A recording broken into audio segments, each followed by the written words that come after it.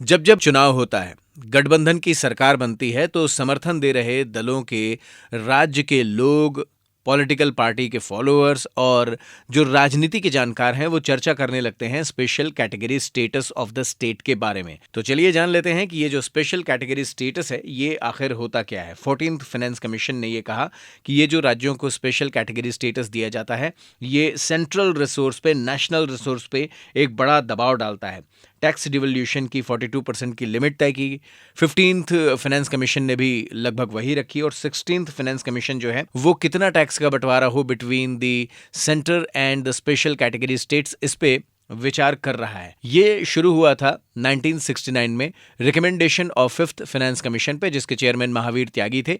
और उस वक्त असम, जम्मू कश्मीर, नागालैंड इन 3 राज्यों को स्पेशल कैटेगरी स्टेटस दिया गया था। जो स्पेशल कैटेगरी स्टेटस का ये पूरा कॉन्सेप्ट है, आइडिया है, ये फॉर्मलाइज्ड हुआ अप्रैल 1969 पे जब गाडगिल फार्मूला आया फंड एलोकेशन का और जिसे नेशनल डेवलपमेंट काउंसिल ने अप्रूव किया। फॉर्मूले के बेस पे 1970-71 में Himachal Pradesh, Manipur, Meghalaya, Tripura 71-72, Sikkim 75-76, Arunachal Pradesh and Mizoram in 86-87 and Uttarakhand in 2001 and 2 ये स्पेशल कैटेगरी स्टेटस वाले स्टेट्स बने।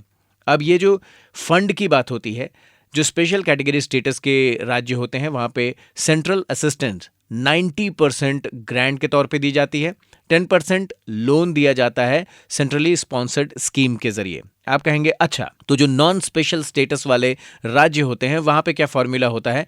वहां पे सेंट्रल असिस्टेंस 30% होती है एज अ ग्रांट और 70% लोन होता है। उसके अलावा अगर जो स्पेशल कैटेगरी स्टेटस के राज्य हैं वो अपने फंड को यूज नहीं कर पाते हैं, स्पेंड नहीं कर पाते हैं, तो वो लैप्स नहीं होता है फाइनेंशियल ईयर के एंड पे। उसके अलावा बहुत सारे टैक्स कंसेशंस होते हैं। हालांकि जीएसटी रिजीम में बहुत सारे उनको टैक्स बेनिफिट्स दिए हैं, इसके बावजूद भी एक बार फिर स्पेशल कैटेगरी स्टेटस की ये चर्चा आगे बढ़ रही है।